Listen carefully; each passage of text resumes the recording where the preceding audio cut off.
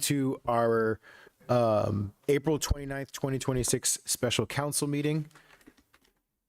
I'll pass it to Clementine for... Sorry, hold on one second. Let me just make sure. Before I actually go to Clementine, a portion of this city council meeting is conducted by teleconference, with Councilmember Smith participating today by teleconference from Gilroy. In accordance with the Ralph M. Brown Act, his remote location has been identified in the agenda for this meeting. Councilmember Smith, can you hear me well? I can. Were you able to hear our proceedings on this I can up hear until now? Yes, I can hear you. Do you have a copy of the agenda for this meeting? Yes, I do. Was the agenda posted 24 hours prior to this special meeting at your location? Yes, it was. Is your location accessible to the public such that any member of the public could participate from your location if they wish to do so?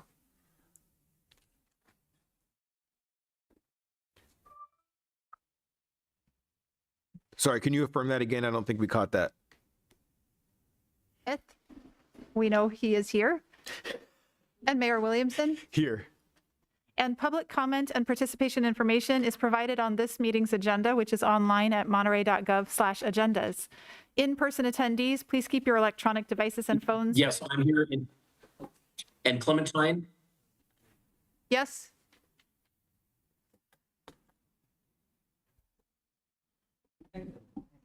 Yeah, that's what we were referring to earlier. It's a different delay, though. I'm going to finish my little blurb and then Yeah, maybe we can Ed, connect you're with... probably going to jump in on our end with the delay. So just know that we hear you. We're tracking. Clementine's in the middle of doing some announcements. So we're going to go ahead and continue with that. So in-person attendees, please keep your devices muted to prevent audio interference. And consistent with the First Amendment and the Brown Act, individuals have the right to speak at public meetings, which includes the right to criticize or support city policies or actions. The city encourages your uninhibited and robust feedback on public issues affecting the city. Thank you for participating. Awesome. Thank you, Clementine. With that, I will pass it to Dr. Barber to kick us off in the Pledge of Allegiance. Everybody stand. Ready? Begin. I pledge allegiance to the flag of the United States of America and to the republic which stands one nation under God, indivisible, with liberty and justice for all. Thank you, Dr. Barber. All right, with that, we'll go to our one public appearance item today is item 1 on the agenda, study primer for the FY 26-27 annual budget and provide direction regarding alternative budget options. With that, I'll pass it to City Manager Dante to kick us off. Thank you, Mayor. It's no secret. We're entering into our next year, the 26-27 budget year, facing a significant structural deficit. And as I was kind of reviewing things over my few weeks here, kind of what the image that popped into my mind was really about a bridge, if you can imagine, a bridge that has some significant cracks. And those cracks kind of developed over time, and it's still standing, but not for long if we don't act. If we don't act, what will happen is the impact of those cracks will threaten the structural integrity of the bridge, and eventually it's going to fail. And so balancing the budget this year is almost like an emergency repair to that bridge that keeps it safe, but not for long. In the next year, what we need to focus in on is kind of a full rebuild of that bridge. And how do we create solutions that are sustainable, that keeps us safe for the long term? So tonight, I'm going to focus in on an overview. I'm sharing this presentation with Director King and also with our Assistant City Manager. But can we, next slide, please? So these are the things we're going to focus in on, some of the key drivers for the deficit. We're going to talk a little bit about our proposed emergency repair for this year. And then we're going to finish out with a look at some ways that we can build a sustainable bridge for the city. These slides are really kind of a high level, my presentation, my part is a high level review, but like I said, we'll get into the details with Dr. King and also, I'm sorry, Director King, and also our Assistant City Manager. But I wanted to start off by talking a little bit about the key drivers for the budget deficit, if we can change slides. And I should mention, before I get into that, we're not asking you to approve the budget tonight. We're asking you to take a look at our proposal, provide comments, and we'd like to be able to walk away with some consensus as to what you'd like to see in the budget when we bring it to you for adoption. So in drilling down and taking a look at some of the key drivers to the deficit, I remember some of the questions I got from the community as I'm going out and meeting and talking with people is, how do we get here? You know, what really happened? So suddenly we have actually a $12 million budget deficit. And so in working with finance and working with the departments, we put together this chart to kind of identify what happened and what were the key drivers to the structural deficit. Rapidly rising personnel cost. And one of the things that is important to a city is to make sure that you're attracting good talent. This is a very expensive area. It's very expensive to try essentially to get good talent to locate here and to provide good service for the community. And so the cities need to actually prepare and offer a competitive compensation, or that talent will go other places. And so just like every other city does, that's what this city did in looking at competitive compensation to retain our talent. We had an increase in cost of a pension cost, something that's really out of our control, but that increased about 48% over the last couple of years. We had other retiree benefits, something else that's outside of our control, that increased by 62%. And then we had some overtime costs that increased.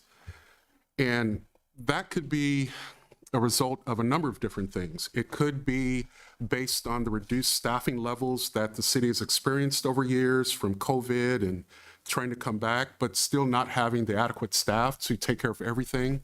Well, that taxes the rest of the employees and causes overtime. I should say, I know we have the 79% increase, but a portion of that is reimbursed. Our fire department has contracts to provide fire services to cities and some other, the airport and other areas, but that is an increase. What also could possibly increase it is special events, because the city carries the cost of police or whoever needs to be available for special events. But these are the facts essentially with the personnel cost. There was also a sharp increase in insurance. Liability and property insurance increased 153%. Totally out of our control. Workers' compensation, based on the number of employees that we have, increased by 27%. Higher utility and operating costs. Utility costs, water, electricity, fuel are up 70% since 2022. And we still are experiencing some volatility with fuel. So all of those increases fed into us really having our expenditures outpace our revenues. Lastly, and this is the exact point, the revenues continue to grow at a modest 3.6%. That's not keeping up with the cost of inflation and the cost of purchasing things and providing service to people. So when we say, you know, how did this start? in reality, I think the staff, and I give a lot of kudos to the staff of trying to be creative and trying to resolve the issues. But if you look back on the budget that was adopted last year, it really already had a $12 million deficit, $10 to $12 million deficit. But what happened was it was masked by one-time money, essentially. So we were able to plug the hole, but the structural deficit is still there. And that's how the budget was adopted. But that's how we got here. That's just kind of a short story, and we can get into details and answer your questions based on that. But that's probably the most succinct way of describing the drivers for this structural deficit. Next slide. So what are we going to do, and what have we done? This is our proposal. And again, this is an emergency repair. This will not solve the problem, but we need some time to actually figure out how essentially to rebuild this bridge and get us to sustainability. And so what we've done is we are proposing to reduce costs by freezing 30 vacant positions that will save us some money here, 3.7 million, actually, I think this is the wrong number, $3.7 million of savings. And these positions are a combination of positions that may have been vacant for a short period of time or a long period of time. In one or two instances, we've had trouble attracting, certain technical positions because there's a high demand. For example, engineers. And so we are proposing not to cut those positions yet. We're proposing to not fund those positions for this year, giving us the opportunity of really drilling down and really identifying how we live within our means. How do we restructure our organization to be able to be resilient? We did an exercise before we made this proposal. We worked with the different departments to really identify what's going to happen. What are the worst things that are going to happen if this position were not here or were frozen? So we went through, are there federal or state mandates that we would miss? Are there additional costs, hidden costs that we would incur?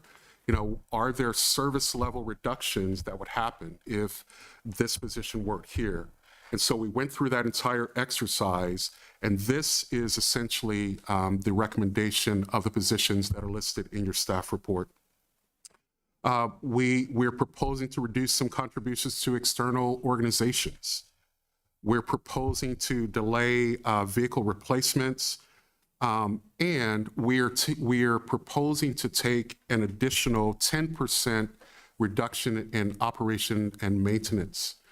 That is on top of the 7% reduction of O&M from last year.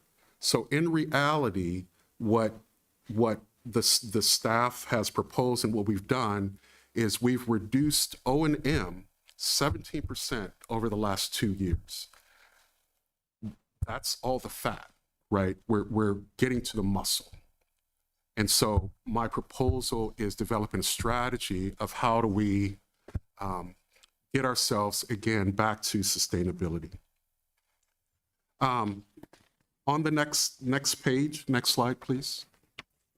This is just a high-level overview of the numbers of those proposals. So starting again, our anticipated revenue for 26-27 is $114 million.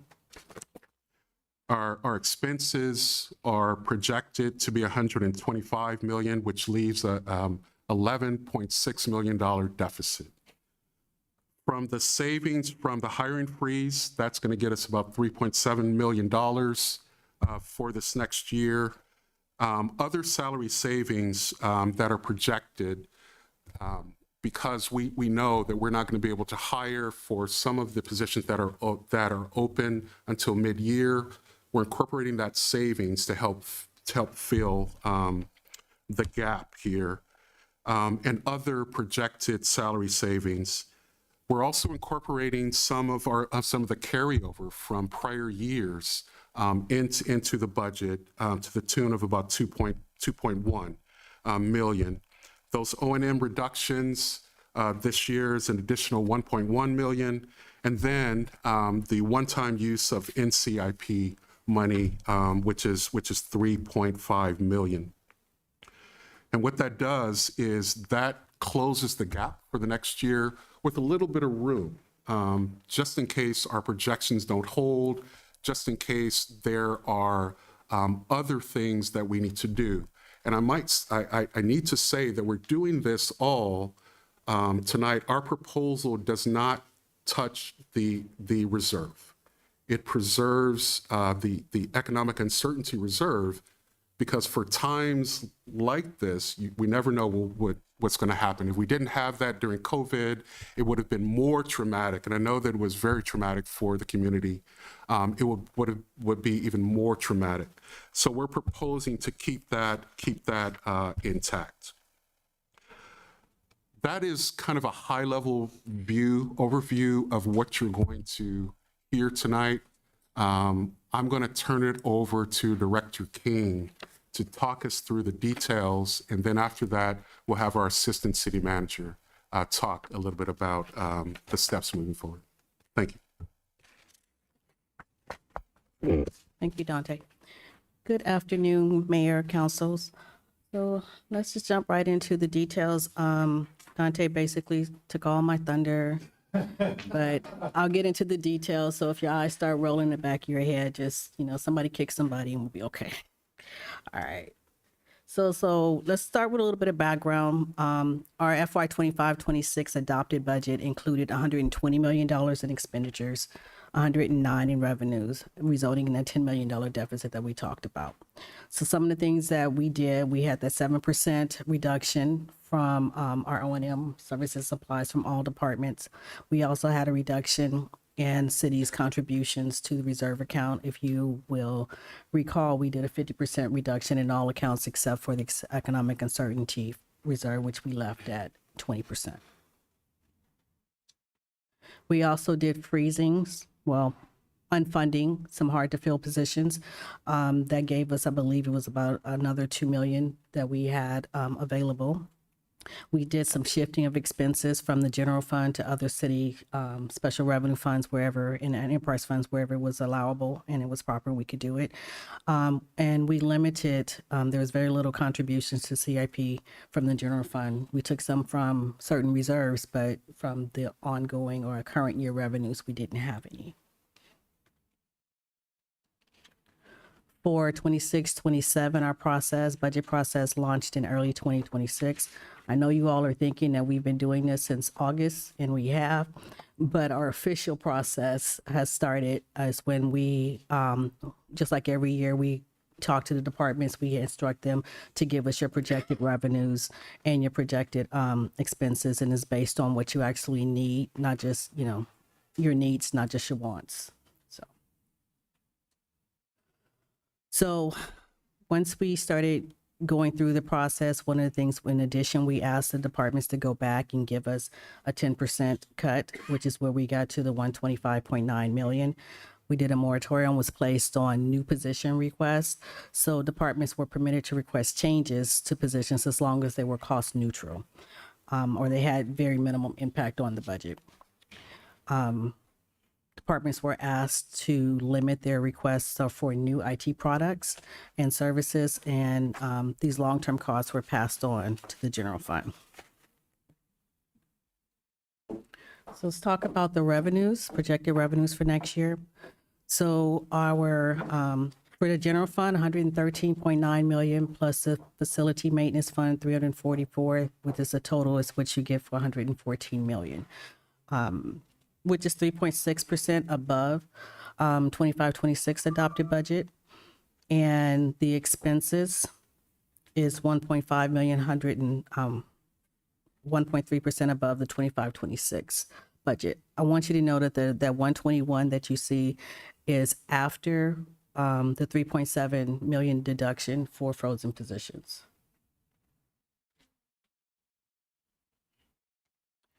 So our top five, every year we show you where our top five general fund revenue sources are. TOT remains at the top at 26.5%. But if you recall, the TOT has been steady at a pretty steady, but it's been declining every year. Just about 3 or 4 years ago was about 33%. It's now down 26% of the total cost. So you know that that is starting to decline and flattening out. Our fees and charges are at 22% of our total revenue. Sales and use tax at 14.2%. Property tax at 15.7%, and our utility users tax at 4.8%. So these are the top five accounts for general fund revenue sources, and it makes up 84% of the revenues that we get from general fund. Our transient occupancy TOT allocations, just so that you have a more detailed look at our TOT. So our projected revenues for next year is 35.8 million. NCIP has 16% is 5.7. That will be for that. And that leaves our general fund at 30.2 million. And of that 30.2, 6% contribution goes to C Monterey, which is caps out at 1.8 million. So just to note that this is something, a contract is over in June 30, 2026. So this is one of the things that's on the list to be negotiated for next fiscal year. Moving on to our expenditures. This is just a historical background. So if you look at the dark blue at the bottom, the largest column is salaries and benefits. So if you just look at the way that the graph is going, that every year that this increase has happened, whether it's between the different categories. If you can see we're trying to maintain from 25, 26, you see that that's pretty flat line. So this is what we're looking at as we make this stopgap basically to the next year while we spend the time evaluating our services.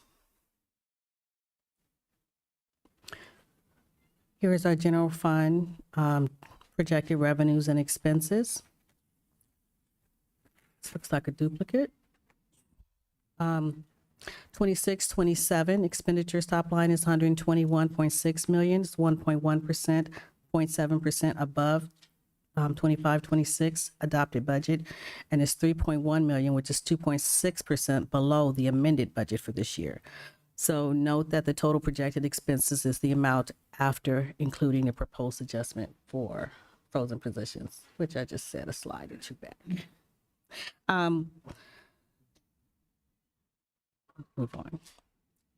So general fund expenditures by department. If you look at the graph, kind of shows you where the expenses go by department. Public safety, of course, is this is fire and police together, make up about 52% of general fund expenditures.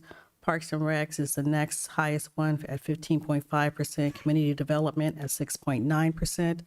Public Works at 7.7%. A lot of Public Works is in other special revenue funds. Libraries at 3.3%, Conference Center 4.7%, and then administrative, which is the city manager's office, ISD, finance, HR, city council. Those are all lumped together, make up 8.9%. So frozen positions. So as Dante mentioned earlier, we have proposed 30 positions to 29.5, basically 30 positions to be frozen.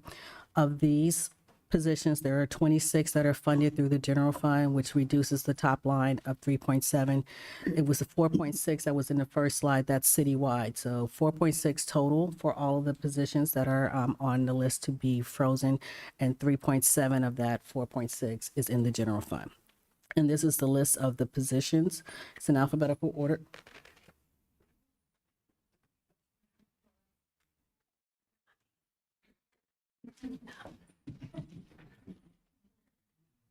Sorry.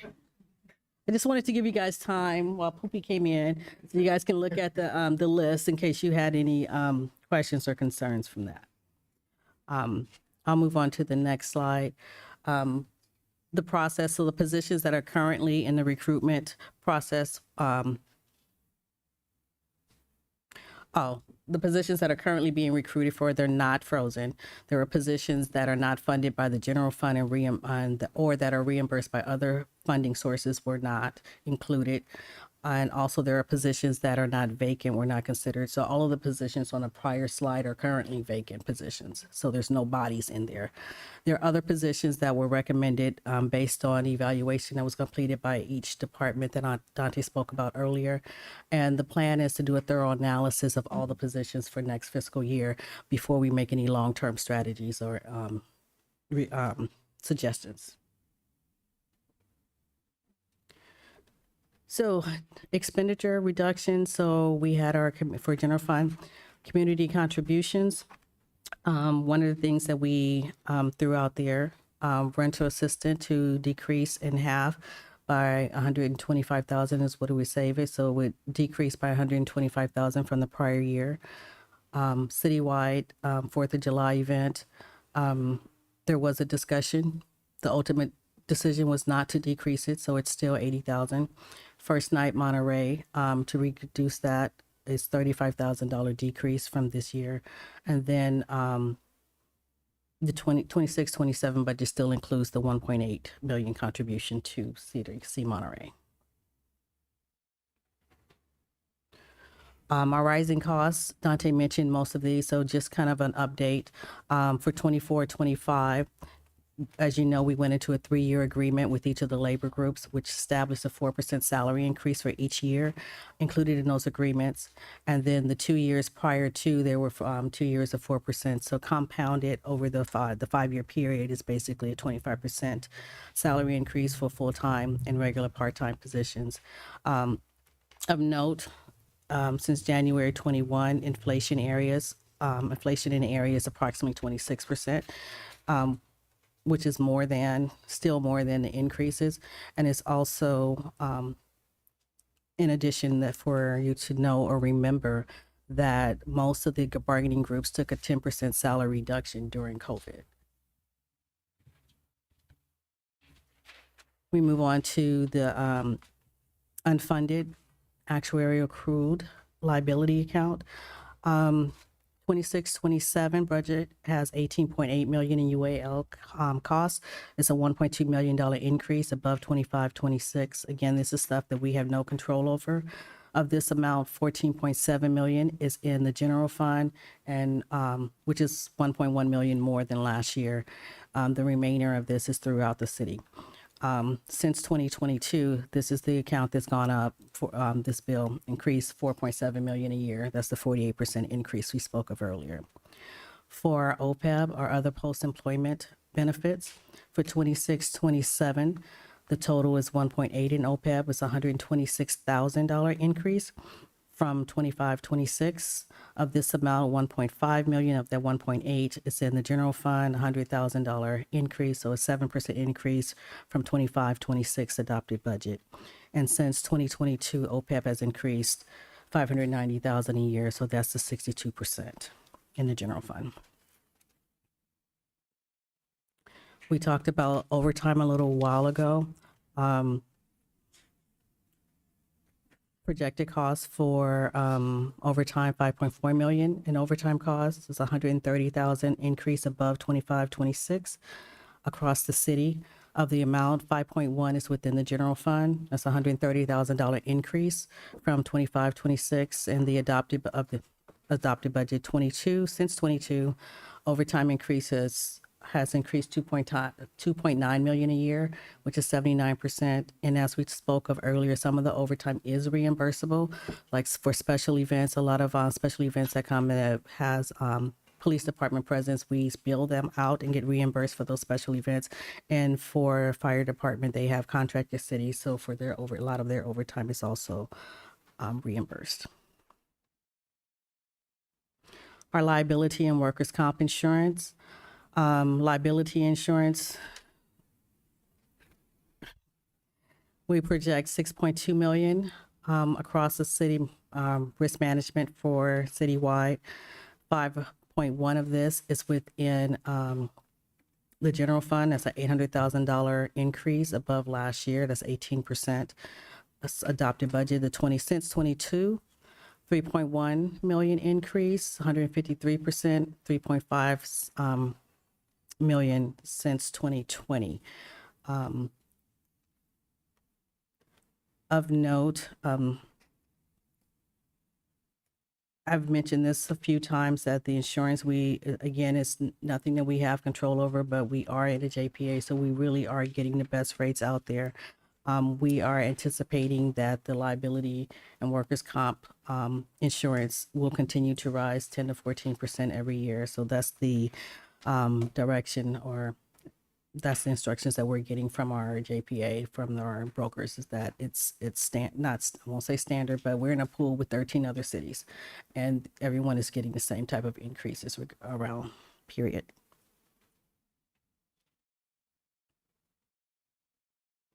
Workers' comp, that of course has gone up as well. We projecting 4.1 million in workers' comp this year.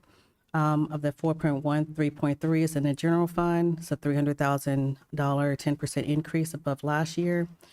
And that is a 27% increase in the general fund since 2022. And of course, workers' comp insurance is along with all other insurance increases, but as our workforce increases, our workforce and our volunteers increases, so does the workers' comp, because we pay insurance for all our workers and volunteers.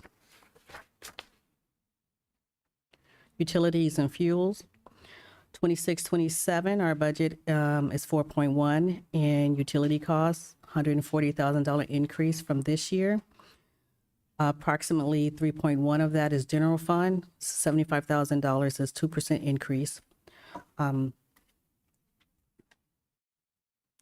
of this is the city has been doing a lot to kind of preserve all the utility costs around the city. So it's gone, while it's gone up, we're still maintaining. It's not gone up as significantly as some of the others, but since 2022, the costs have increased 1.2 million a year, which is 70% of the general fund. And fuel. Overall, our fuel cost this year is going to be level, or next year is going to be level with this year. But as we all see when we go to the pumps every day, number changes. So we're watching that carefully, but as of right now, we are projecting that it'll be about the same. So moving on from the general funds, talking about special revenue funds, a few of them enterprise funds and internal service funds. So here are basically our top special revenue funds that comes out all the time that we talk about. The NCIP, we're projected revenues of 6.2 and 573,000 of expenses. None of this includes the CIP or NCIP projects. So that 573,000 is really just the admin cost that comes out of there. Measure S&P, 12 million we're expected in revenues. Presidio, 27.6 million in revenues, 27.7 in expenses. Those should always approximate each other. Thailand's funds, we're looking at 4 million in revenues and 3 million in expenses. And all of these will be reduced as projects come up throughout the year, is those numbers will come up, be clearer for the projected expenses for each. Enterprise funds, again, does not include the CIP projects. So sewer line maintenance fund, projected revenues 4.5 million with 3.9 in expenses. Marina fund is 4 million, 2.5 in expected expenses. Cemetery fund is still, as you can see, upside down. We are projecting revenues of 354,000 and expenses of 710,000. Parking fund, 13 million in revenues, 10 million in expenses. Our internal service funds, our vehicle maintenance fund, projected revenues 2.9, projected expenses of 3.1. Information, our IT, basically 7.1 in revenues, 6.5 in expenses. Workers' comp, 4.1 in revenues, 4 million in expenses. Our liability and property insurance, 6.2 revenues, 5.6 in expenses. And then our employee benefit fund matches each other like it should, 11.8 in both revenues and expenses. Another note, as we talked about in previous budget presentations, Fund 715, which is the workers' comp, and 716, which is risk, have negative fund balances. So in 26, 27, we have implemented a plan to start collecting so that we can reduce more in revenue than expenses so that we can eventually eliminate the negative fund balance and those funds. Moving on to other costs. Our debt service, our interfund loans. This is money that's coming from advance. Basically, they're called advances to and from funds. These are for the first couple are for fire trucks, and our principal payments are listed. If you add our settlement funding along with the cemetery, so we have $842,000 that's being transferred out for our interfund loans. The payoff dates for each is there. You can see there are a couple that end in 2027, and the next 2027, one in 2028, 30, 31, and 32. So these the $800,000 worth of debt service payments goes down every year, which is a good sign. And these are the payments that actually go, principal and interest that goes to outside. So what we're paying to outsiders, you can see that the total loan, the 6.1 million is what we're paying out. And our debt is going down each year, but we still will have at the end of next fiscal year, $31.8 million in loans.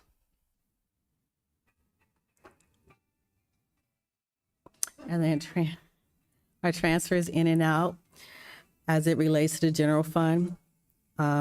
General fund is projecting $1.4 million in transfers in and $615,000 in transfers out for net positive. Transfer in $789,000, which represents more revenue to the general fund.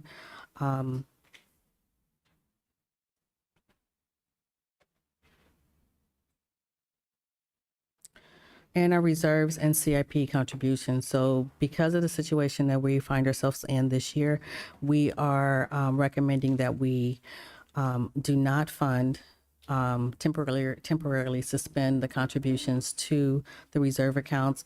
We already have 20% as in the economic uncertainty, and because our expenditures are about the same as they were last year, there's no need to add additional to maintain that 20% as long as we stay diligent with what we're doing.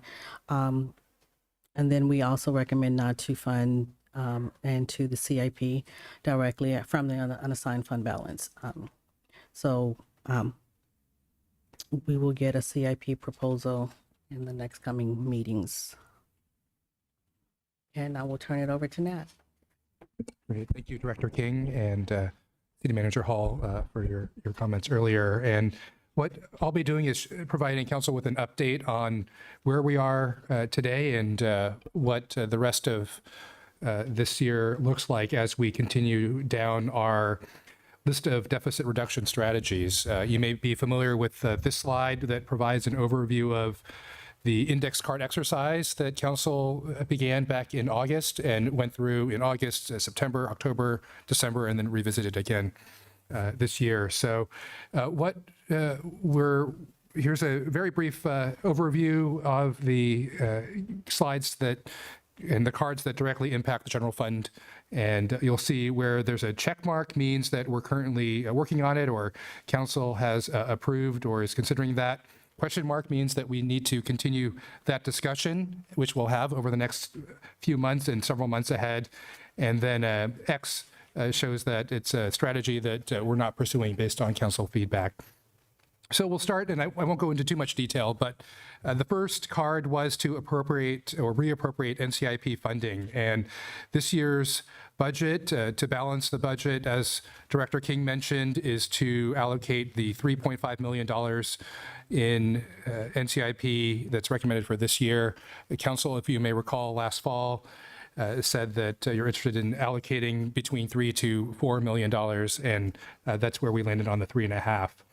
The position attrition conversation we've identified as Mr. Hall mentioned, $3.7 million in funding in the general fund alone, and that's by freezing the 26 general fund positions that were listed earlier.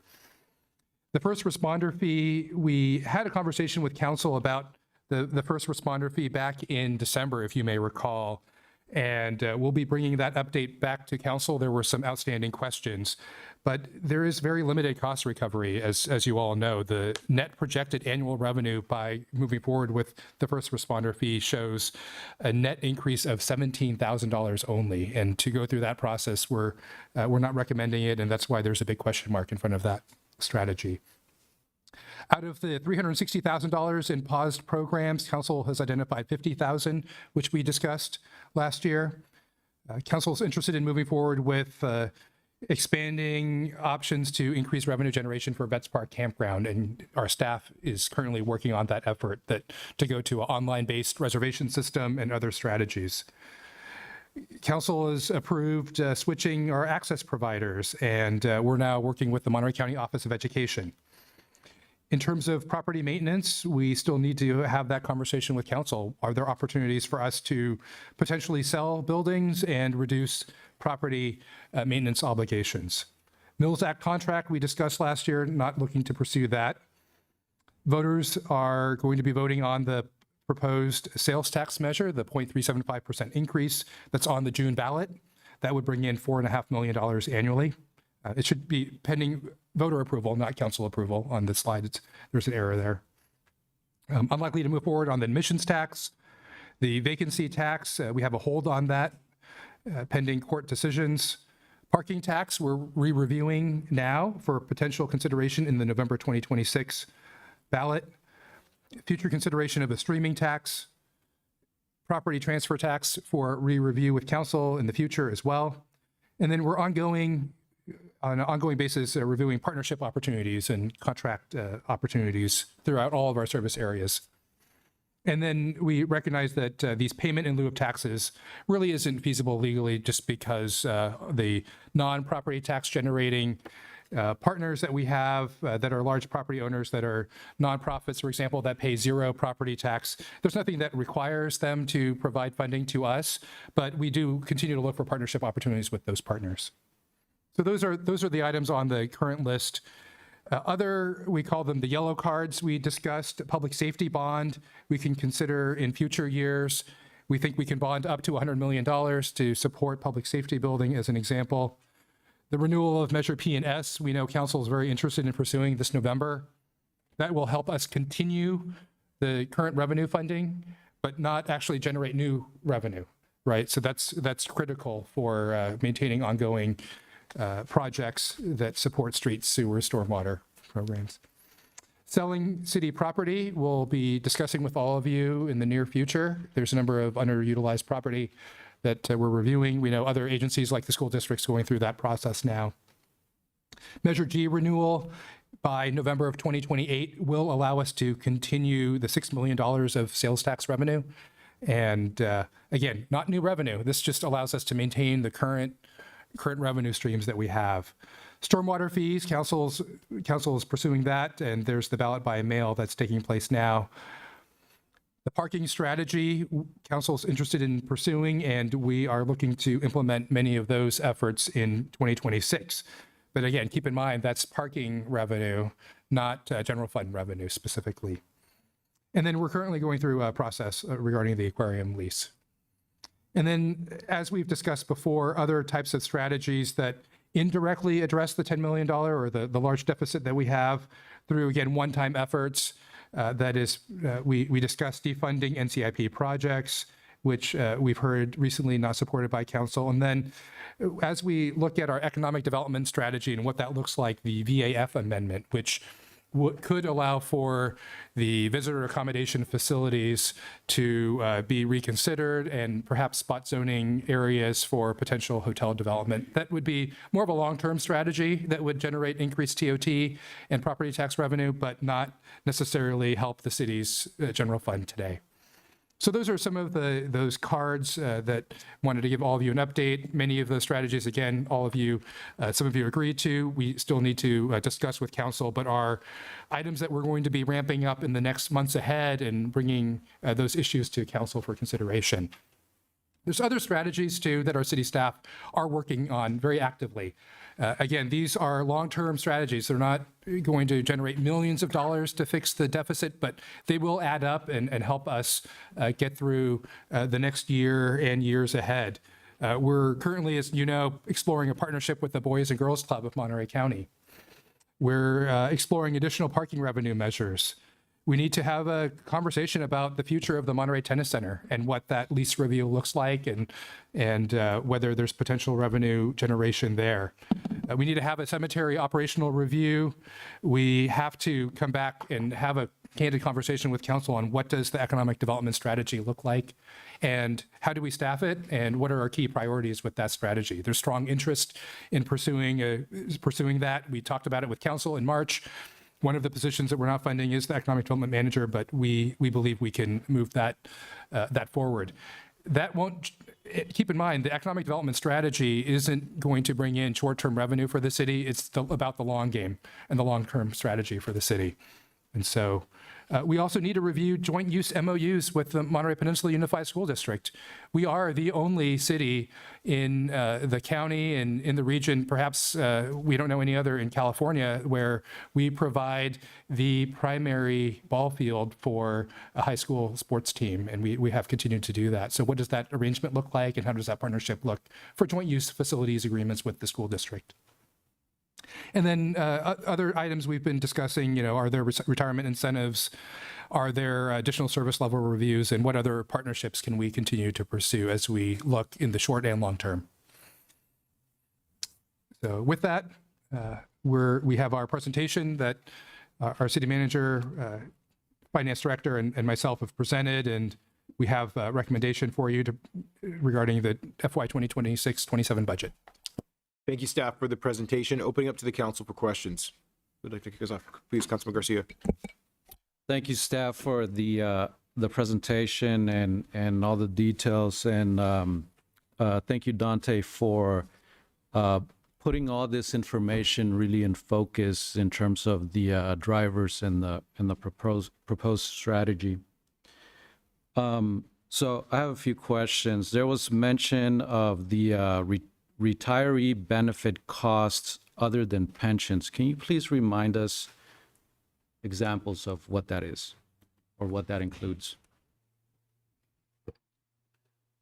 Those could be things like retiree health benefits. So like if you retire at 60 and to get to your 62, is it 62 now for Social Security? I mean, for your Medicare to put in. So there are certain positions that contribute into that. And so there are things like that, the medical, basically.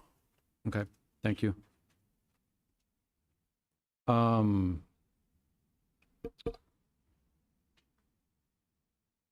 Suspending funding to other reserve funds, examples of that?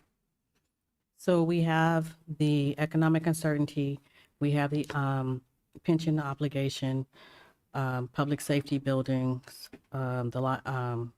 facilities, city facilities, library. So all of those, we are recommending not to fund any of those. Like last year, for the last 2 years, we funded them at 50% of what our policy is. And this year, we're recommending not funding them at all. Got it. Do you have a sense, or maybe someone else from staff, in terms of the logic here for not removing any funding for the 4th of July event? I'm gonna let somebody else take that one because So we had a discussion about this, and we really tried to understand, there's certain events, from what I understand, that create community here. This is our recommendation for that. If the council thinks differently and you want us to fund that, you're able to provide us with that direction. Okay, thank you. In terms of the loans, there was a list that was included in the presentation. Would it be worthwhile, or is there value in looking at the possibility of refinancing, re-amortizing, that kind of thing? There is value in it, of course. Most of them that are the fire loans, those things had just taken place in the last couple of years, and they're like only 5 to 7 years. But some of the older ones would probably be more beneficial to do that, so that we can take a look at that. Okay. And Nat, you mentioned in your slide that there's a partnership with in talks with Boys and Girls Club. Can you elaborate on that a little bit? Absolutely. Last year, we had talked about partnering with the Boys and Girls Club to rent a facility from a private party at 205 Montecito Avenue, and potentially spend up to $800,000 in general fund dollars to make improvements to the facility, and then lease the facility to Boys and Girls Club to operate it. Financially, it just, upon re-review, doesn't make sense to us in our fiscal environment. We know there's a need and an interest in reopening the Casanova Oak Knoll Park Center. And so we're in discussions, and we're actually getting pretty close and drafting agreements with the Boys and Girls Club to discuss their potential use of the Casanova Oak Knoll Park Center as another clubhouse for them. As you may know, they currently operate a clubhouse in Seaside that's very successful and provides programming not only after school but during summers and others. And we think it'll be a good partnership that doesn't compete with our programming. What's nice, it's not necessarily revenue generating for us, but it provides that added service and reduces our expenses in terms of us providing that level of service to the community. They'd staff it with multiple full-time staff and provide around-the-clock service. We met with the Monterey Peninsula Unified School District. We've figured out transportation options so that we can get through that barrier in terms of serving the Montecito area and the Villa Del Monte neighborhood at the CONUS site. So that's an overview, and you'll hear more about it as we finalize and propose a agreement with the Boys and Girls Club. But they've been great partners with us. Okay. Thank you so much. Those are all the questions. I have comments. Perfect. I just want to add one follow-up question to that subject real quick while we're on it. You said it's not revenue generating, so there's no revenue coming in at all? There's no expectation for fees to utilize the city's... It would be essentially a partnership where we, in lieu of us spending money providing the service, they would provide the service. So it would be more of a net neutral type of agreement than charging rent. So that's the difference in terms of the partnership. That's what was proposed earlier, but at least the original proposal at 205 Montecito would have required improvements by us and us paying rent on top of that, which would have been a net negative financially. So this is just an example of providing, if we've talked over the years about, well, can we have rec staff in the space? Well, there's a cost to providing that service. And so this is a partnership opportunity there. Okay. Yeah. More questions, but I'll defer that for another time. Dr. Barber, did you have? And then I'll go to you next, Ed. I see your hand up. All right, thank you so much, staff, for all your hard work. Appreciate the report. Just had a couple of questions. You spoke about the 79% from overtime. What percentage of that is reimbursable? Does anyone know? I don't know that off the top of my head. I do have a spreadsheet that has calculations for the last few years that I can get to you. Yeah, if you could get that for me, I'd greatly appreciate it. Also, when talking about the debt service, I noticed like in the next 3 years, there are 4 loans that would be paid off, and it totals around $432,825. Where would these funds go once this is paid? Would it go back into the general fund? Yes, it's available for allocating elsewhere. Okay.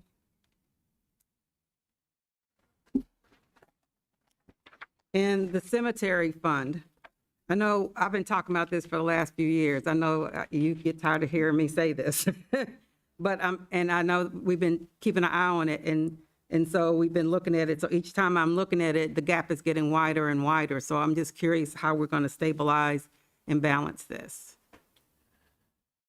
I have a few, we've had a few conversations about it, different things that can happen with the cemetery.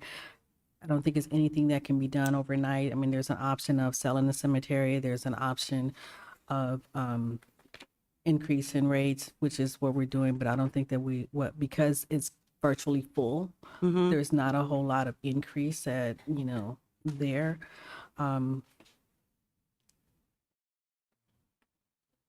Sure.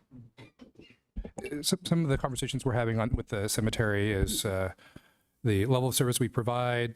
Can we partner, for example, with the neighboring cemetery, the Catholic cemetery that's run by the Diocese of Monterey, and so it's one of the items on the list for us to explore that partnership, whether it's us providing the service to them or other types of models.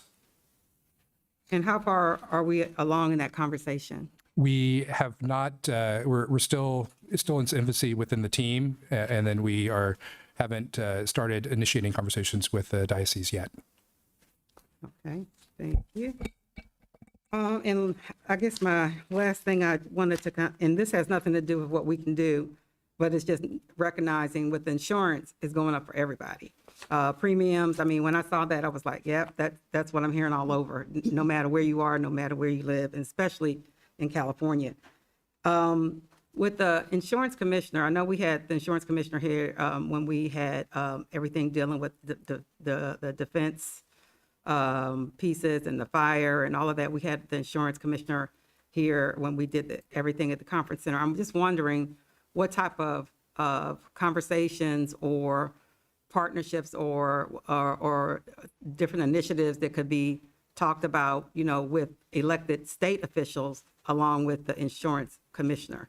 I'm just curious as to if you think it's any, value in that, and if so, what part do you think the staff or us could be able to take part in? One of the things that we talk about at our Excel board meetings is a tort cap and getting cities, city managers, city council on board with League of California Cities in order to get a tort cap, because there isn't one in California. And that's one of the things that helps keeps the insurance rates going up, because you have one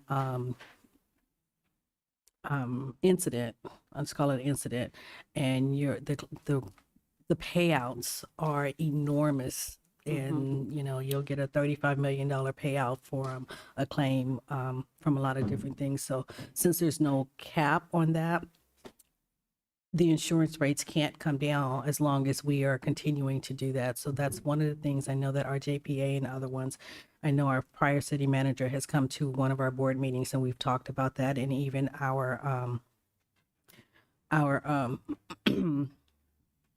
representative with Align, our broker, has come to the city and has talked with our department heads about it. And he's offered to come to city council and actually have a conversation too.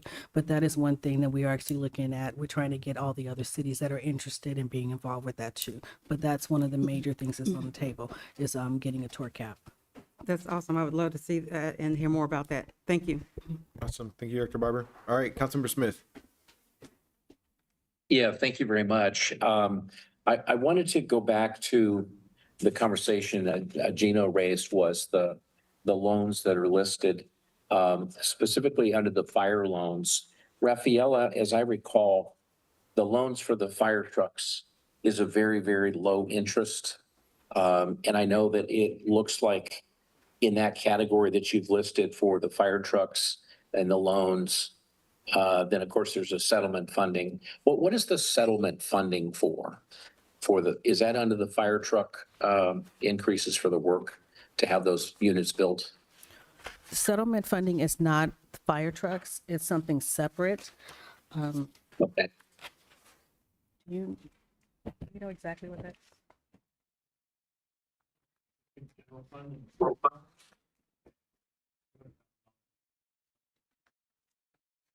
It's An agreement between the general fund and the risk fund, which is paying off $200 a year of a settlement, a prior year settlement. Oh, okay. So the interest rate for those fire truck apparatus loans, as I recall, was a very low interest, correct? Correct. We have a master service, a master loan agreement with, Yeah. who is it? Not Wells Fargo, Bank of America corporate Yeah. though. So yes, Yeah. it's very low. Yeah, and so just to put a placeholder in that, I know that if we were in a position to pay off those loans, that would mean we're taking from reserves, but giving us an exposure. But when the interest rate is so low, it makes sense to continue on that track and then keep a balance as high as we can in the reserves. So just kind of a comment on that, but I just wanted to see what the settlement funding was. The other question I had was, when we look at the 30 listed vacant positions that staff puts out for us to consider, and that is at a savings, and I believe it was just slightly above $4 million. Is that correct? Correct. Okay, I think so it's of those, 4.6 total. yeah, I'm sorry, go ahead. I'm sorry, it's like 4.6 total and 3.7 of that is in the general fund. Okay. So if we look ahead at some of the positions, I know they're vacant, but is there any implication from, as an example, the police officer positions, police services assistant, or the technician? Are there any of those that are vulnerable that would actually impact us to a greater degree in an overtime consequence? Because we're always trying to cut down on overtime, but is there consideration if we have 2 less police officers, does that actually impact us in the overtime? I'm going to let Dante take that one. Sure, and that's a great question. That's why we took the time to kind of drill down to see what the impact of not having these positions would be. The answer to your question, honestly, is yes. There may be some increase in overtime, but in this year, we have a choice between fixed costs that we got to pay, or there is a little bit of leeway in overtime costs. Overtime costs are potentially, depending on the activity, could be less. It is a difficult decision or difficult recommendation. I've talked with all of our departments. It's not ideal. It's not something that anyone is happy with, but for the most part, I was assured that we could potentially move forward on a short-term basis, but we need to find a long-term solution. And we just need some time to figure out if the ballot measures come through and all the other things we talked about. Great. And just a follow-up question, and Dante, it's probably back to you to ask. So I know it's a moving number. Maybe a couple of weeks ago, it was 68 vacancies. Don't know where it's at now, but it's probably north of 60. If we're looking at this 30 that are consideration and brought to the council, of those 30, the remaining vacant positions, have we gone through the deep dive to say that those are in the category of essential, or are there others there that are kind of on the line that we would say, well, maybe we should go to 35 frozen vacancies, freeing up additional leeway? So were there other positions that you're still examining? And I know you've been here just 3 weeks. It's hard to say how much time you've had to drill down on all of those positions. But I'd like to hear your opinion about the remaining positions that are currently available. Once you say go recruit, what's the consideration of the additional and those that might still be kind of on the fringe of consideration? Right, and so I'll let Rafaela talk a little bit about the entire list, but when I came in, there were a list of positions. Some were in the stage of being recruited. So I'm not sure if that made up the whole 68 list. Can you explain the 68? It's not the whole list. We had the list that we've been working from had a certain amount that are being presented to be frozen. We had another group that are currently in the recruitment process, so we didn't touch any of those. And then there is some, we call them the yellow colors, that are, what do we do about these? There's some of those positions that we purposely pushed off the recruitment for those until January, so until next spring. And then the other ones, some of them, you know, based on the studies or the evaluation that departments did, some of them were green lighted to go ahead and move forward, and some of them were just say, you know, also just put a pause on them for now, and some were just go ahead and recruit for them. So that number does change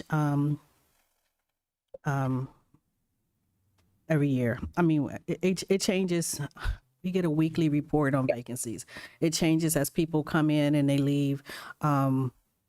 The number of vacancies changes. We are not targeting any positions that currently have bodies in them. And even if there are positions that, you know, someone gives notice for them, we're not targeting go, oh, now let's freeze it. We're assuming that we're going to fill those positions directly afterwards. So some of the other ones that are there, we're taking the time, because what we don't want to do is basically gut everyone's department without them having the adequate time to like look at their operations in their department, is find out how can I restructure my department to match what I currently have, or the service levels. So this things that we're trying to give that leeway to departments, and so that if there are things that they can come back and say, I can be more efficient with doing it this way, or I can restructure my department this way, and the people and you know, what they have, the services that they offer. So we're trying to give that leeway instead of just making rash decisions today. And just at a high level, I think what I try to do is not necessarily harm the organizational structure more than we need to, you know, in ways that we couldn't repair without drilling down. Also, we allowed the positions that were up for recruitment that were not funded through the general fund to also move forward. And so that took some of the positions off. Okay. And one last question, Raffaella, you mentioned kind of a color examination assignment, and I think you were alluding to the yellow category. And if it was not recruit now, hold it continuously to it's a vacant position until where we see where we are after the June election, where we see further into the first half of the 26-27 budget. Those positions are still in a funded but not filled position status. Correct. So that gives you additional leeway, and actually you'll have some funded but vacant positions as an insurance for what, a decision at mid-year or a decision later in the end of next year? It can be both, and it also includes like part of their, we are projecting that all the positions won't be filled, and that we'll still have salary savings from those vacant positions that are still on the list. So we use $2.2 million which is like 2.5% of the salaries to kind of close the gap also. So we are anticipating, because someone may leave and it takes 6 months to refill that position. And the same thing with the positions that are actually open. And, you know, recruiting doesn't always happen, you know, overnight. So we anticipate that. So at mid-year, we're looking at numbers that are better. We know what our revenues are going to be. It's a good time to bring back and at our mid-year discussion and say what things that if we need to permanently cut some things, or wait till the next fiscal year, or if we need to fill some positions that we can open up. Great. Thank you, Mayor. That's the only questions I have right now. Awesome. Councilmember Rush. So following in that theme, I'm sensing that the 30 that we've identified for freezing are not necessarily going to be deleted in the future. This is just a 1-year pause. That's correct. We need to do deeper evaluation. Okay.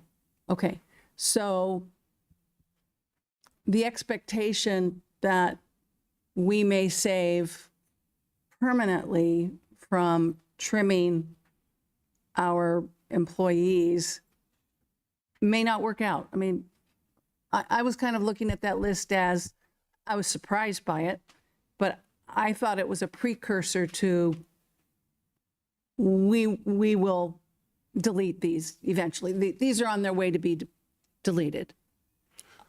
That's not the case. Okay. We still need to do evaluation. I'm a big fan of, I think if you have a significant deficit, you need to cut deep and not cut multiple times. The problem is we don't know what the deficit is going to be because we have so many things in play that could generate revenue for us. I'd rather understand that, drill down with the departments and cut once. Okay. All right. That makes sense. And do we carry employee health insurance after 65? What am I looking at? No, everybody No. goes, Is Brett there? Yeah, she said no. okay, thank you. That's what I thought. But actually, can I interject? Sure. Once an employee retires, we don't carry their insurance and take them to 65 for Medicare. So that's a significant difference. Our retirees, when they retire, if they retire at 65 and a half, they start Medicare. If they retire at 55, they're on their own. So there's no continuing medical. Oh, okay. Thank you for that clarity. That's helpful. On the, it was on page 4 of the packet, it talked about Measure P&S, and it listed expenses of $1,375,000, and I just wanted to understand what those expenses are, because my understanding of P&S was that it did not cover administrative fees, but I could be wrong. So the numbers that are there for Measure P&S is the projects, the new projects are not included on there because they come separately throughout the year. I'm going to have Kyle tell you exactly what the 1.3 is there. Yeah, those are made up of professional and contractual services. So before a project is fully launched and implemented, there are sometimes studies that need to be completed or surveys that need to be done. And so those funds are intended to pay for those things Okay. before a project fully Okay. starts. So a layperson like me would say we have an oversight committee, so I know it's being done right. But a layperson like me would say, oh, okay, that's all in the cost of the street. I would never suggest you're a layperson, but absolutely. Okay, all right. Thank you, Kyle. And then the recommendation is to no longer contribute to CIP. And how will that affect the CIP funding, which I thought was available for taking the dead fuel out of the forests? I think there was a CIP contribution. I'm not sure whether it was grants. Is Reggie not here?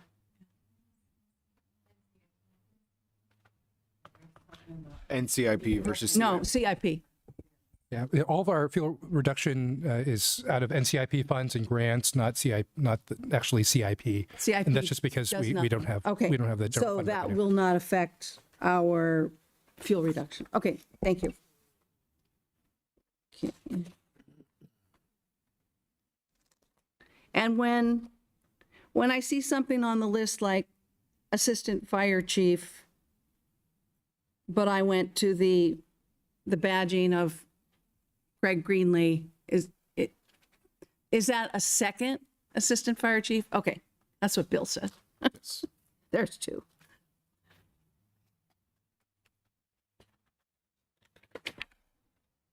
And on the $4.1 million in utility costs, isn't that an opportunity for us to really push into the future and get some solar and bring these costs down? I guess I was shocked that it's $4 million a year when we should be leading on this. We have a sustainability office, we have, 3CE. We should be able to fix that. Are there any thoughts on that? Yeah, and that's a good strategy moving forward, but understand there's capital outlay that has to happen before you get the savings. But that is a good strategy moving forward that we can plan for. And I bet there's some startup grants and Correct. available. And on the 2013 financing agreement, maybe we touched on it with the other questions, but what was that financing? It wasn't clear to me. It was the initial page? loan amount of 7 million. What were we financing? That was the sports center. Sports center, thanks, renovation. Kyle. Yep. That'll feel good when it's over. And then the loans on the trucks, is that one loan on 3 different trucks? Is it 3 loans on one truck? They're each of them have their own separate loan So because they were purchased at separate times. loans on 3 different trucks, okay. All right. That's it, thank you. I'll just make a quick comment on the point that you raised, Councilman Barash, as far as solar projects.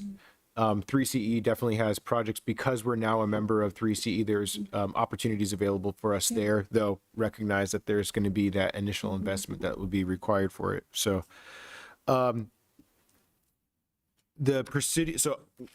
Presidio of Monterey Fund has expenses that are outpacing the revenues in the agenda report. And I'm just kind of trying to understand why that is, if they should be paying for those services to the city.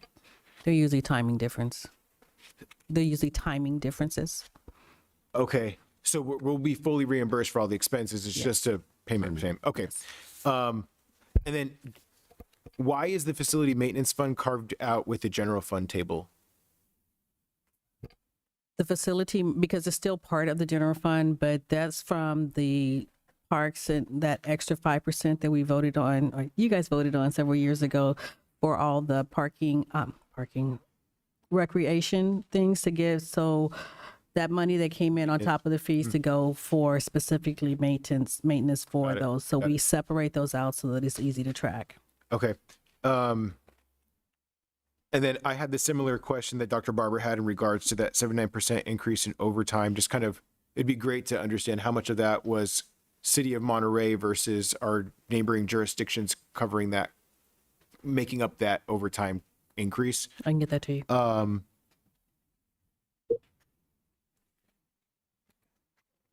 Is there any department from the 10% O&M cuts or the 17% if we're going to do the total amount that feels an unduly impact of the sequestration or the axe grind of the 10% across the board? Is there a concern from one department, say like police, where that will have an impact on services? I can say it's not ideal for anyone.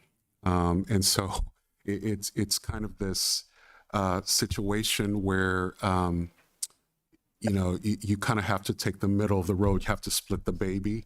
I've had conversations with all the departments about the hiring freezes. The O&M cuts actually happened before I got here. But I can tell you that the departments have told me that they can sustain this for a short period of time until we figure out a different solution. So nobody's happy fully, but I believe that the departments understand the issues. They understand that we're fighting for the sustainability of this organization.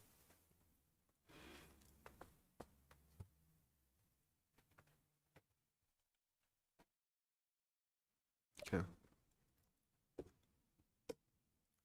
Part of me wants to push this a little bit more, but what I also hear is that at the director level, there seems to be an acknowledgement or agreement in regards to the short-term fix here. So, the positions that are currently being recruited, we're saying that we're not going to freeze those. are there any subset of those that say we recruit and the recruitment comes out to be unsuccessful that we would move those over to a freeze position potentially? We haven't made that decision yet. What we have said was certain recruitments off the list, we're not going to start that recruitment until mid-year, right? That's where some of the salary savings come from. And then just naturally, certain positions that we are recruiting for just take a long time to fill. So we haven't set a firm standard with that, but we do expect to experience some savings. Okay, thank you for, and then I guess I just wanted to press a little bit more too on the fuel budget. I'm not actually quite understanding if we're seeing a higher cost in fuel, why are we anticipating a flat from this current fiscal year's budget for it? I think the shortest answer is that we actually anticipated we might be able to make a reduction in our fuel costs for next year. The same time we were coming to that decision is when geopolitical events started sort of spiking. So we held it flat for next year with the anticipation that we may need to take a look at it.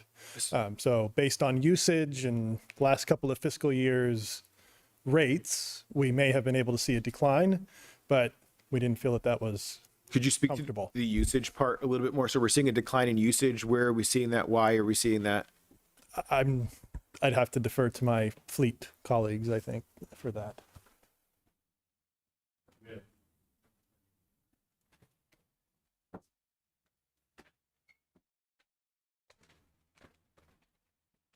We've actually had a steady increase in overall fuel usage amongst the city. But I think we were like 109,000 in 2022. We're like projected to do like 114, 115,000 by the end of 26. What is that on a number? calendar year? Sorry, And, that number that you're giving, is that a dollar? That's gallons. Gallons. So then, so basically with this, what I figured out today was we're probably looking at about, right now, if we stay on the projected course of what we've been so far this year, we would be about a $50,000 increase from over last year's total consumption cost. Okay, so a little confused. And that's still not equal to what we paid in 2022, believe it or not. We paid, I think we paid 500 and, what was it, five, I didn't bring it with me, I'm sorry, but 570,000 in 2022 in total fuel costs. And then this year, I think we're projected to be like 565. Okay.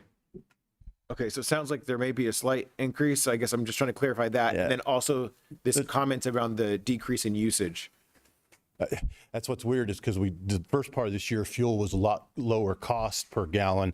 We've only had about a month's worth of sustained higher costs thus far. So yeah, the question is, projectionists are predicting that the fuel is going to go to $7, $8 a gallon here. Time will tell. If I don't know how you'd figure that in there. I'm just figuring on this highest dollar that we've spent thus far in this 4 months that we've had going into on 26. So I don't know how you're going to. I guess to me, the dollar, I don't want to push this too much further. The dollar amount and how much fuel costs is different than how much fuel we're actually using, how many gallons we're using. So it sounds like there's been a reduction in the amount of gallons of gas, I'm assuming gas, that we're purchasing. So what has caused us to have a decrease in the amount of fuel that we're taking in as opposed to the cost of the fuel? We really haven't had that much of a decrease. It's actually been slightly increased. Okay, so it's more about the decrease The in gallonage, if I was to have a graph, it was from 22 is just steadily gone up by about 4,000 gallons per annual year. And then, but the cost is what kind of fluctuates because it's the dollars per gallon, and what we're paying at the pump. 22, it was actually higher than what it is now at its peak. And we've only had a month's worth of prices equivalent to what we paid in 2022. So we really don't know how detriment of that's going to be by the end of the calendar year. Awesome. Thank you for that. That's really helpful. When you look at it on a graph, it looks really goofy the way it comes out because I was kind of shocked when I saw that we actually spent more in 2022 than projected this year, but it's just going to be very variant on the amount of what we have to pay per gallon for the rest of the year. Yeah, absolutely. Thank you for it. Say. Thank Really you hard very to much. project too. So. No, thank you. And then my last question is related to the fire truck loans there's the 3 loans, and then there was also a line item for the fire truck debt service. And if you could just help me understand what that debt service one and how that differentiates from the loans. Is that just the fees associated with doing the loans? No, there was, the first one, the debt service, was a loan that was already in place. These last 3 are new. So the debt service for the first one is one that was already here. So it's just got a different title. That was a previous fire truck separate. So it's like, that's really like fire truck That would be one. fire That's truck like the one. true fire truck Right. one. And then, Exactly. okay. Exactly. All right, that's it for me. I think we've gone through a good amount of questions from the council, so thank you, staff, for answering those questions. With that, we'll go ahead and open it up for public comment. For everybody's awareness, what we do is we capture those that want to speak during public comment at the beginning of the public comment period. Once those folks are identified, we then cut it off, and then only those folks will be able to speak. So you have to identify yourself at the beginning of the public comment period in order to speak during public comment. I'll start with folks on Zoom. You can use the raise hand function. While you're navigating your way there, I will check with folks in the chamber. Anybody that wishes to speak on this item, I just ask if you stand up to the left of the podium where the line is already forming, or if you prefer to remain seated, if you just identify yourself by raising your hand. All right, see one. Sprague, I got you. You're good to go. You're good. You don't have to keep your hand up. You're good. So I have 1, 2, 3, 4, 5, 6, 7 folks in line, and then Mr. Vega. So that's 8 in the chamber. Anybody else in the chamber wish to speak on public comment? All right, so we'll cut it off in the chamber to those 8 speakers. I'll do a countdown for folks on Zoom. 5, 4, 3, 2, 1, and we have 7 on Zoom. We have a half hour left before this meeting is supposed to be over, so I'm going to leave it to 2 minutes. We'll go ahead and start in the chamber. Kevin Dayton speaking as Government Affairs Liaison for the Monterey Peninsula Chamber of Commerce.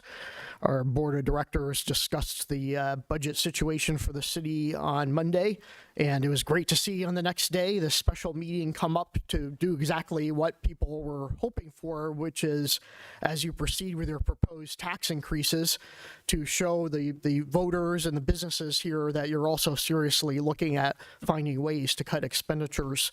What you're experiencing here, as you probably know, a lot of other cities in California are doing the exact same thing.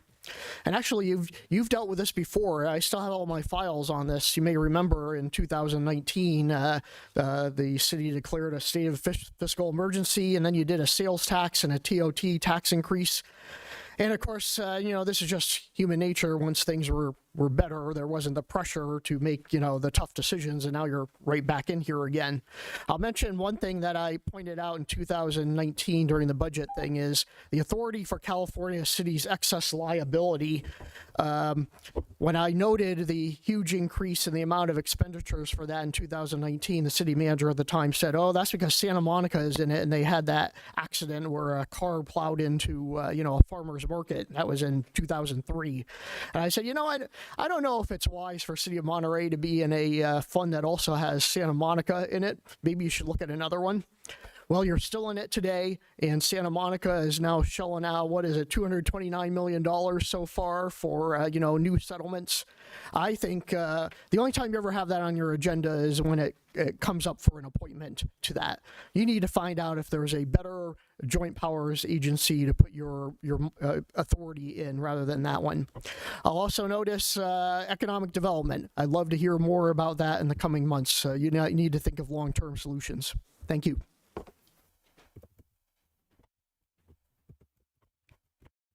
Good afternoon. My name is Kathy Boyan. I'm a Monterey resident. I'll be quick. You have a lot of people that want to speak. I wanted to speak about the tax increase. I have thought a lot about this, and I've looked at the numbers, and I think it's unfortunate that past administrations and councils haven't addressed the repair on our infrastructure. So that puts us in a very awkward position along with all the current events. I can see where we're having issues. I don't think anyone wants to pay taxes, yet I think this one is really important.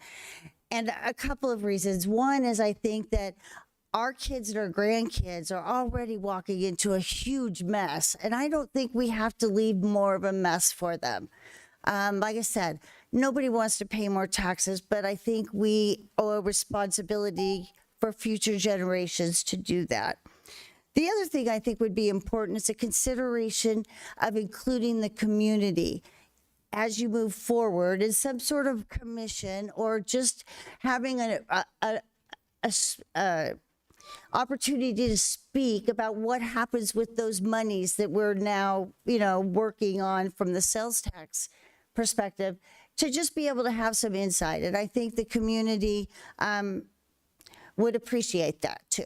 So thank you.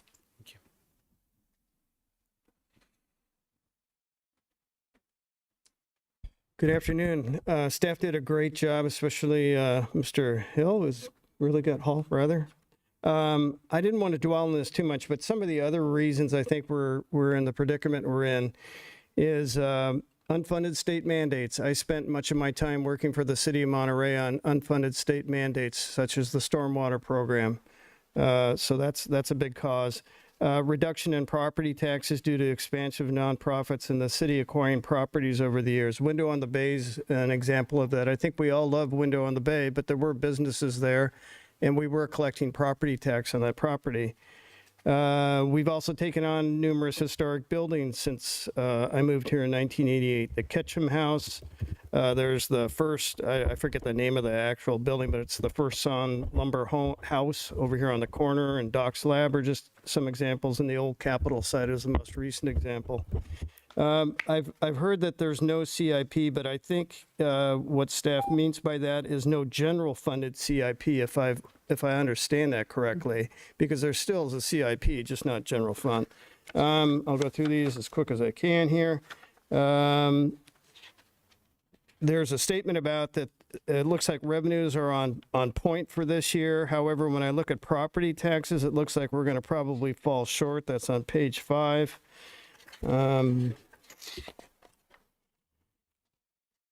Staff overtime, we've already talked about that. I think there's some offsetting income that accounts for that. When it comes to engineering positions, many of the, or at least when I was city engineer, a number of the engineering positions were being paid through the NCIP. So it seemed like there is an offsetting revenue source. It's the NCIP. So hopefully you've been taking that into account. So to me, it wouldn't make sense to not fill a position that could be funded through the NCIP, because they should be working on those projects. Thank you.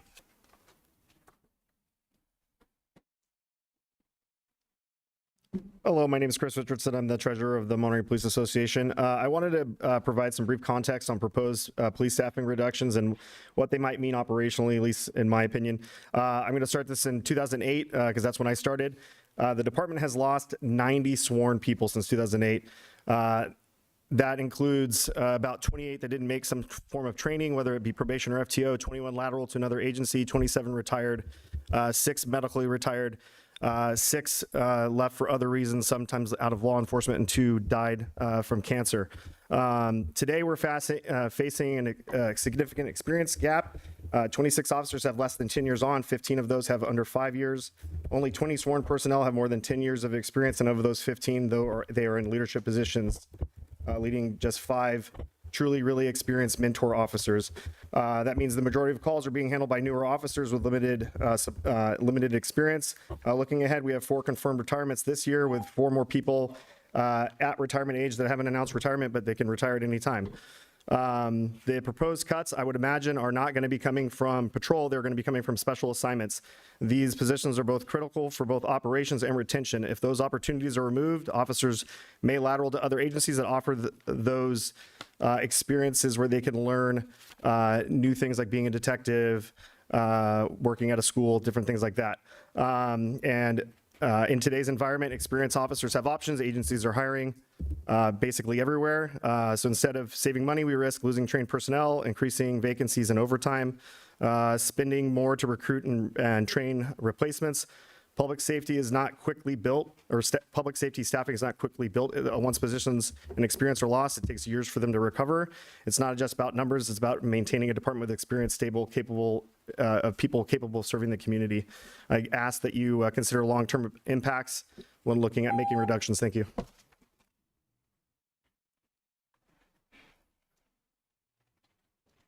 Hello, Council. My name's Dennis Duke, as you probably all know.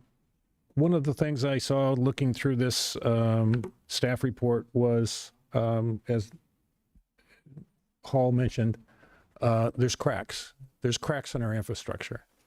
And the fact that we don't have budgetary additions to CIP to help fix those cracks, we're going to have to get to that overall over the period of time, probably in the deeper dives in the budget. Community contributions, I would recommend that we keep first night. I think it's a good thing to have. Overtime, I agree with both Tyler and Kim that we need an analysis to understand whether or not we're getting reimbursed on that overtime and probably available to the public so that we don't say, oh my God, that much overtime? Because 5.4 million, I can't imagine we can't save some money there. Debt service I raised during the NCIP cycle, taking the undergrounding funds that we're going to have as matching funds for PG&E when they're ready to do that project and have that as a loan potentially to the city from the NCIP program. And finally, I was encouraged with the new city manager's comment about one-time take of the NCIP funds, because this is a 40-year program that has within it the TOT being set up with 16%, a minimum of 16% going to this program. And it's a well-loved program. I think it's a great thing for the city to have. So I applaud the staff for a great first step towards getting to fiscal responsibility. I think you guys have done a lot of work and probably have a lot ahead of you. Thank you.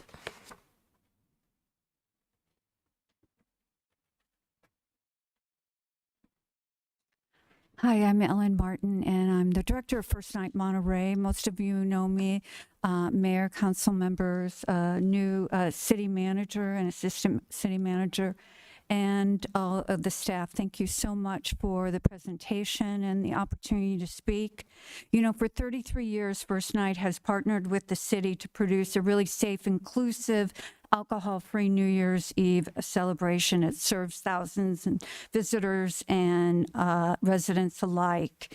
I just wrote a few things down. My heart is racing because to be seen as the only nonprofit that's been called off for zero funding really makes my heart stop. But First Night is, I believe, an essential infrastructure, not a luxury, a small investment for a large return, public safety for community well-being, and equity that equals access.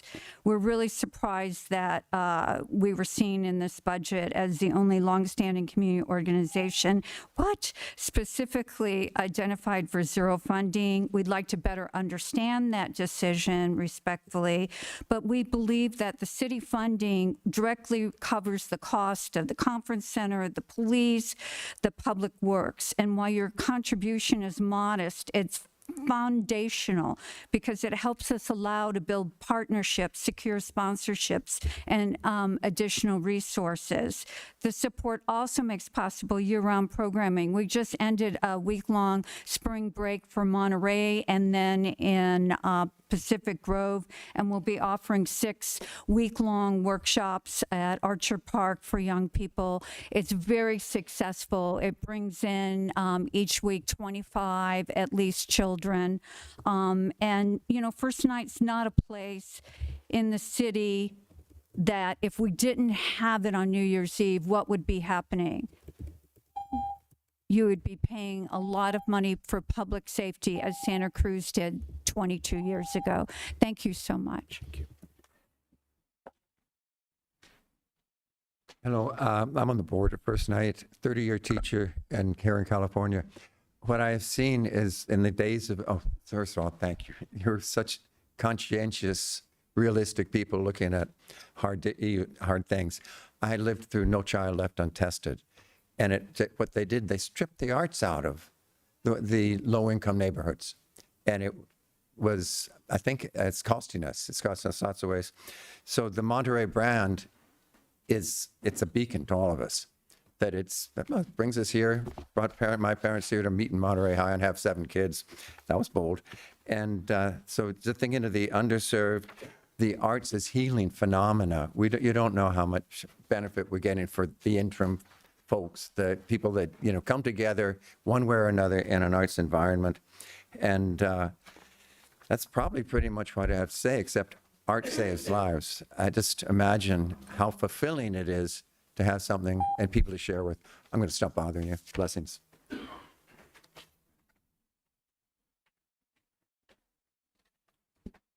Mayor, Council, I just want to mention a few things because you have some really tough decisions, and the presentation was really quick, so you really couldn't keep up. And unfortunately, she didn't realize, but you got to speak up a little bit louder so we can hear you in the background, because we can hardly hear you and make out what you were saying, and you're probably not even aware of it. But anyway, but it appears to me that most of these cuts are going to have to be somewhere in the salaries and benefits, because that's 70% of your budget. You're going to have to get to that $10 million. And myself, I'm against the sales tax. We're already up against, if we have an emergency and we had to generate money for some catastrophic item, you don't have any more money to get in sales tax. You guys are pushing the envelope. And so I would recommend that you look back what previous city council did it when the sales tax was only 3%, 4%. This idea that we can continue just going on and on and on and continue with these salaries and benefits, and these benefits is where most of that money is being spent. Because if you look at the total compensation at the state website of what it costs per employee, you're going to have a lot bigger number than what you see, what you have. I'm a big supporter of police and the fire, because I think they're essential for any city. You got to have a safe city. You got to have a safe place. But from the public sector, we've been taxed to death. We have literally been taxed to death. And so I would be against any sales tax, against any kind of tax that's not where you guys can't learn to live within your means and learn to cut fairly across the board and not take it on just one group. Thank you for your time. All right, with that, we'll go to our callers on Zoom. Our first speaker will be Lori.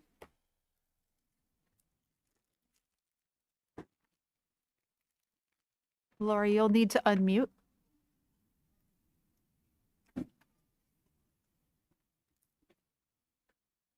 All right, I will come back to. Oh, so sorry.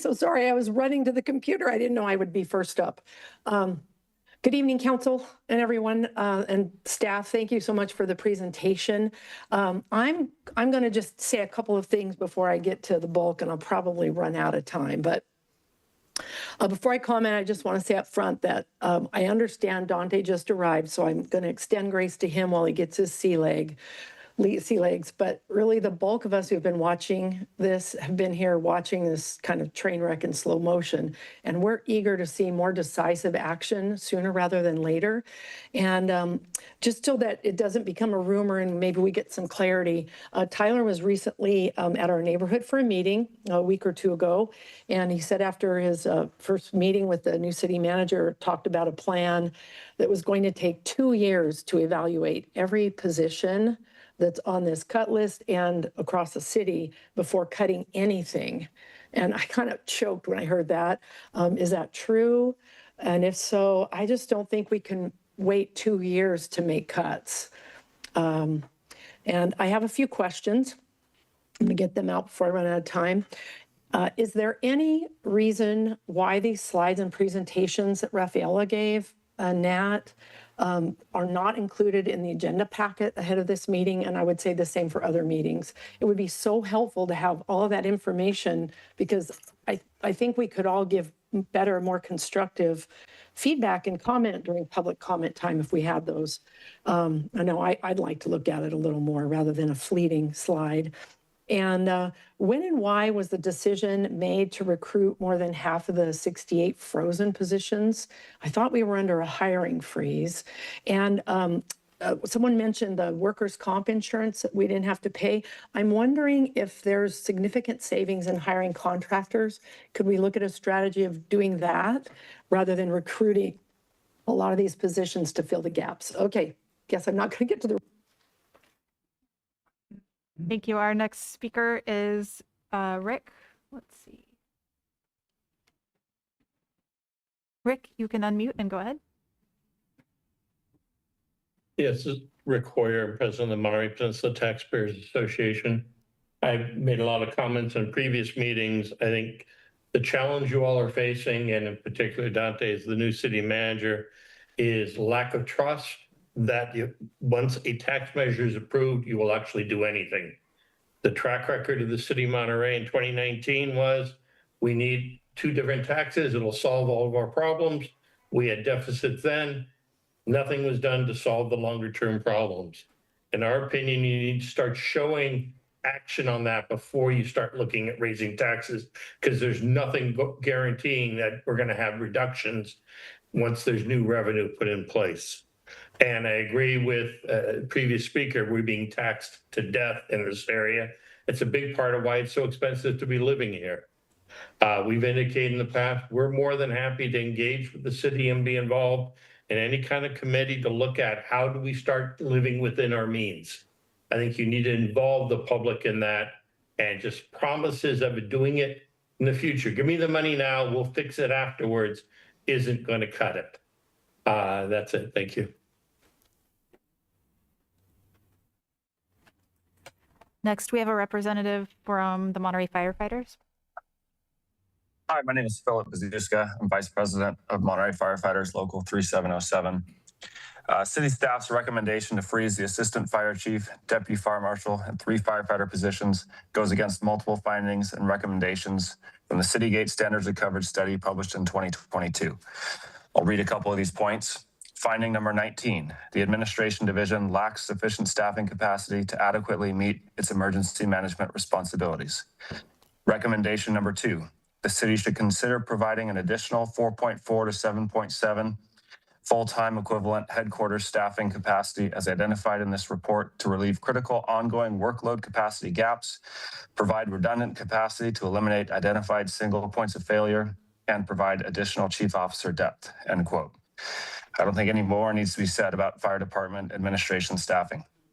Moving on to the 3 firefighter positions, while we will always maintain readiness and emergency response, freezing firefighter positions will increase workload on line personnel as well as overtime costs incurred by the city.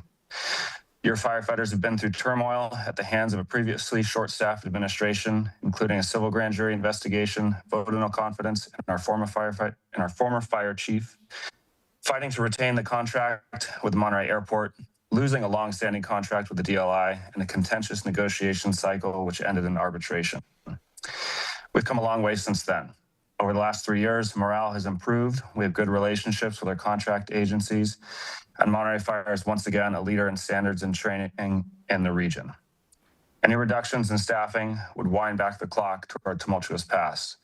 We urge you to recognize the improvements you have made and make a decision to preserve that progress. Thank you. Next, we have Kent.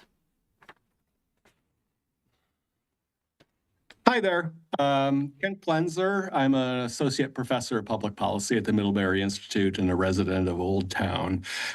First off, thank you, everybody who have done such a lot of work on this. I really appreciate it. Dante, welcome. Haven't met you yet. I hope I do. You know, Dante started his presentation by saying, this is all structural. I just really want to emphasize for you, Dante, and for current council members, it is indeed structural. It's a little disappointing. I mean, I understand you're solving an emergency. I promise I understand that. And there's almost nothing structural in what you're doing this year. That surprises me. And I guess all I want to say is, all right, I guess those of us who've been here for a real long time and know that the city of Monterey has had an incipient, if not explicit, structural deficit. I've lived here for 15 years. It's always been there. And we keep kicking the can down the road.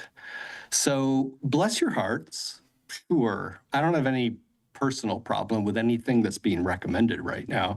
But Dante, when you say next year is going to be different, and city council members, when you say next year is going to be different, I'm going to be around in a year from now to ask you about that. That's all. Our next speaker is Ken. Hi, my name's Ken Peterson, resident of Monterey and one of the founders of First Night Monterey. I appreciate City Manager Hall's comment about, in the response to Councilmember Garcia's question about funding for 4th of July, saying that the budget wanted to support events that create community. I also appreciate his comment in relation to staffing positions and budgeting for those of the city of Monterey, not wanting to harm organizational structure, and zeroing out funding for First Night Monterey with all that it contributes to building community would indeed harm the organizational structure and threaten the future of the annual celebration that has been going on for 33 years. The amount of money budgeted for First Night, $35,000, if my math is correct, represents 0.3% of a percent of the city budget deficit. And that seems like a very small investment to make in a significant community event. I would urge you to not zero that out and treat it as you are treating the 4th of July celebration, as something integral to building the quality and character of the community. Apart from that, I just want to add one additional thing related to something that Councilman Rash asked about fuel costs and moving to a green future that gives the city more energy independence. As you're looking at revenue sources, I would encourage you to consider submitting to voters a bond to create the green infrastructure that will create a city of Monterey for the future. And please do continue to support First Night Monterey as a community event. Thank you very much.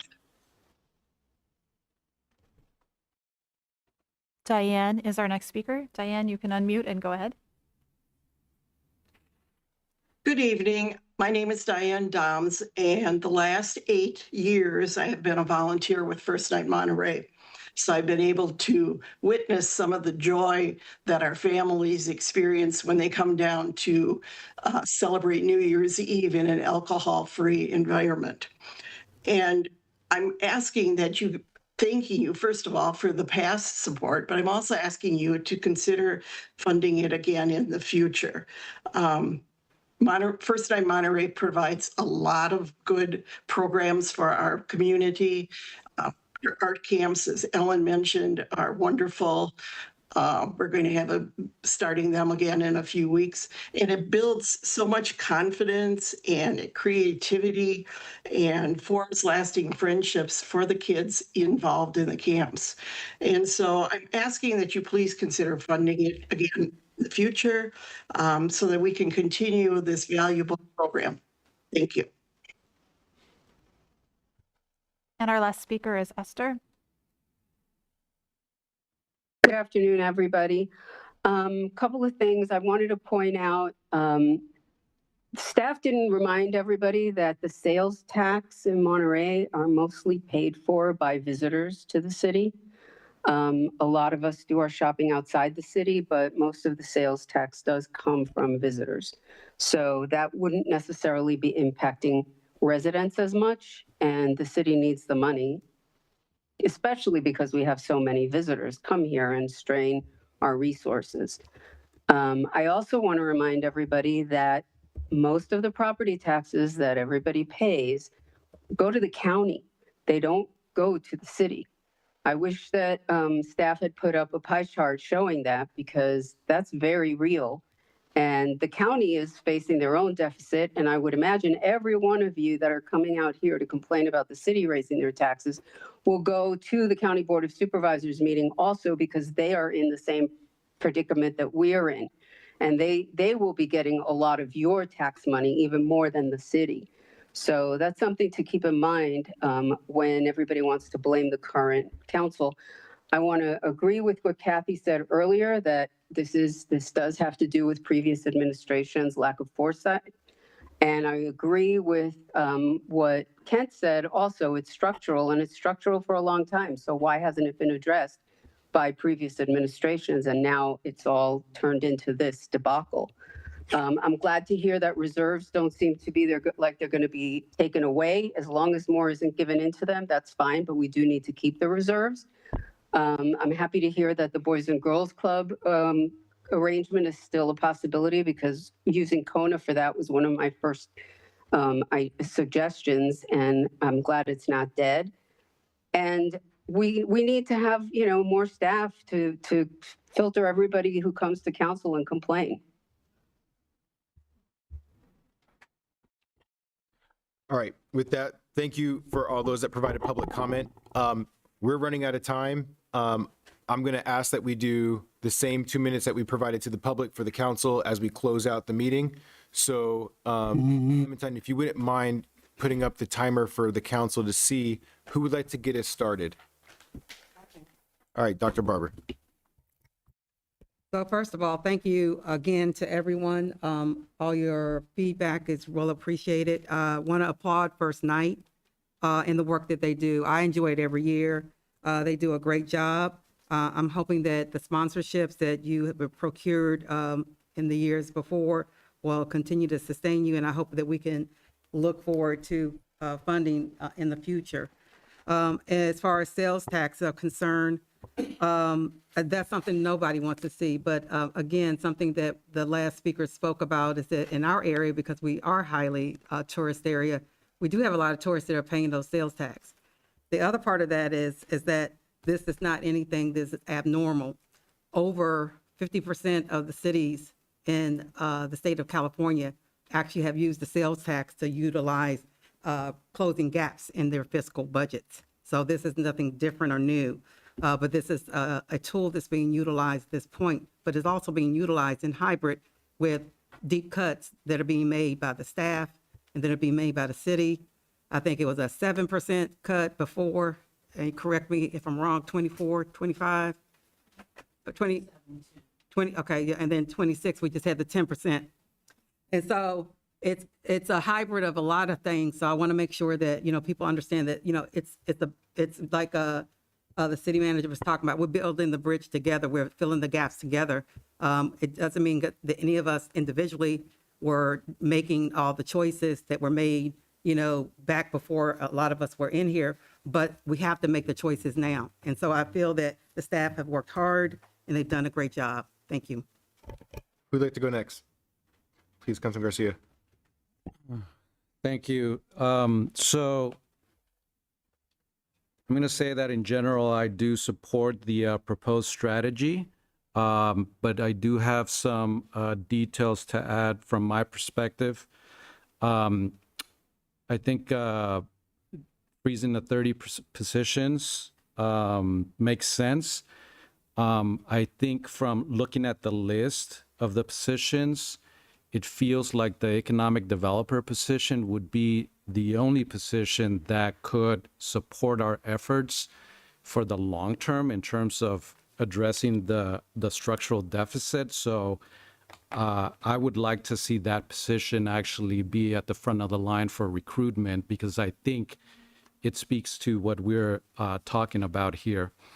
In terms of O&M, sounding like directors are not entirely happy, but can make this work.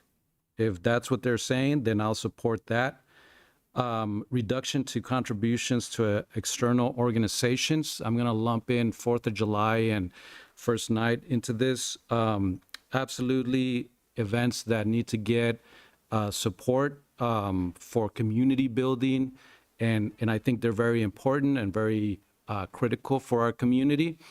Having said this, I think that we're in a very challenging time, and I can't in good conscience say, yes, let's not reduce 4th of July or reduce contributions to external organizations, and in the same breath talk about reducing the rental assistance program by 50%. So I think we need to take care of our vulnerable population, and that's my time. Thank you. Who'd like to go next? Please go ahead, Councilmember Smith. Yeah, thank you very much. First off, I've never known that we've had a timer ever imposed on a city council member. And I don't know what the rush is, because we've got some very important things to talk about, and I don't know when we're going to get a chance to be able to spend more time hashing this out and giving staff directions. First off, let me give my preferences. I concur that first night is important to me.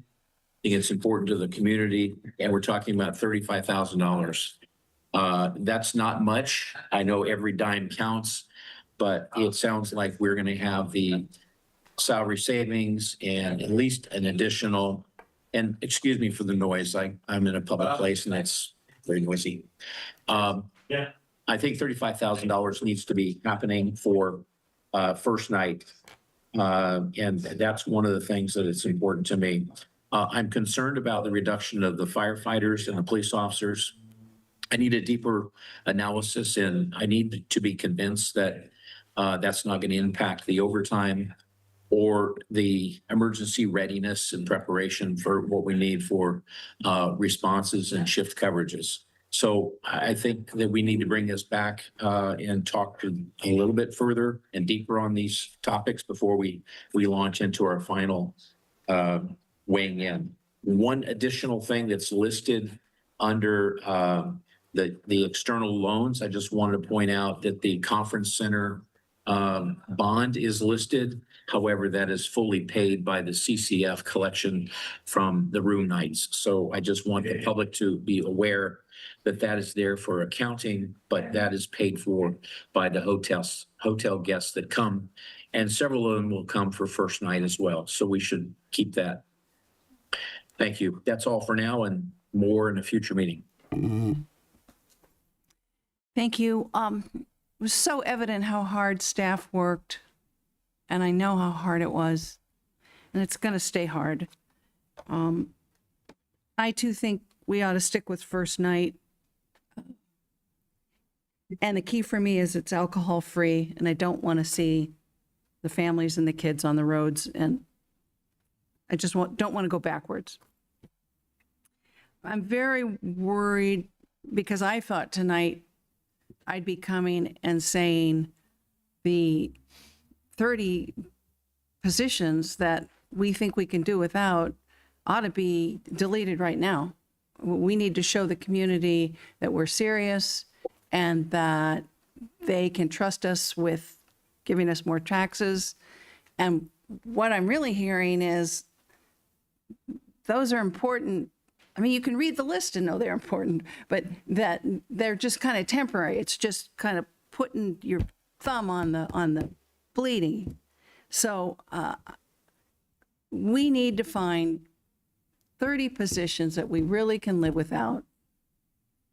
And it's not going to be fire, and it's not going to be the police. So from the bottom of our hearts, what we can as a community live without and what we can't live without, and we have to make structural cuts to programs and to jobs, and we need to do it. We can't keep going on with this. I can see why the public is frustrated, because we haven't done the cuts that we were leading up to. And I think, perhaps out of respect for our new city manager, give him a chance. But we've got a lot on the line here, including the trust of the community with our taxes and whether these taxes are going to go through, and the safety of our community with our fire and safety. Thank you. I'm going to jump right into it. I want to be careful how we talk about the salaries and benefits of our workforce. We, as Dante alluded to, we need to make sure that we're retaining and recruiting good talent within the city of Monterey. So we have to be careful. There are certain things within that we might be able to talk about, and I'll jump to one of those in a second. The sales tax, I just would point out an argument in support of us moving forward with that. If the county decides to come in and take that funding, that's money that's not going to be coming to the city of Monterey that would still potentially be taken from residents. So we might as well take this opportunity to get that sales tax revenue to coming into the city of Monterey. I'm concerned around the conversation around reserves. I get it for this situation, but I see the reserves as a program that's like any other funded project within the city of Monterey. We need to continue to support that so that we're not continuing to kick the can down the road. CIP, I'm also concerned about. I would like to see what's not going to be done because we're not allocating that funding. So I look forward to that discussion. It would be interesting to see if the general fund expenditures by department as it relates to the revenue they generate, just kind of seeing that comparison. Regarding First Night, I support the current proposed project, and I also appreciate proposal, and I also appreciate what Councilmember Garcia said. Both great projects, but what are nice to haves and what are musts? In the city of Monterey, we are responsible for providing public safety and taking care of the infrastructure in the city of Monterey. I would also just point out that we're not seeing a lot of support from the federal and state government. And if anything, we're seeing a clawback of funding. So that we have a tough discussion to have here. I'll end with, I agree with Councilmember Rash. We need to figure out the position piece and looking at what could we actually truly cut.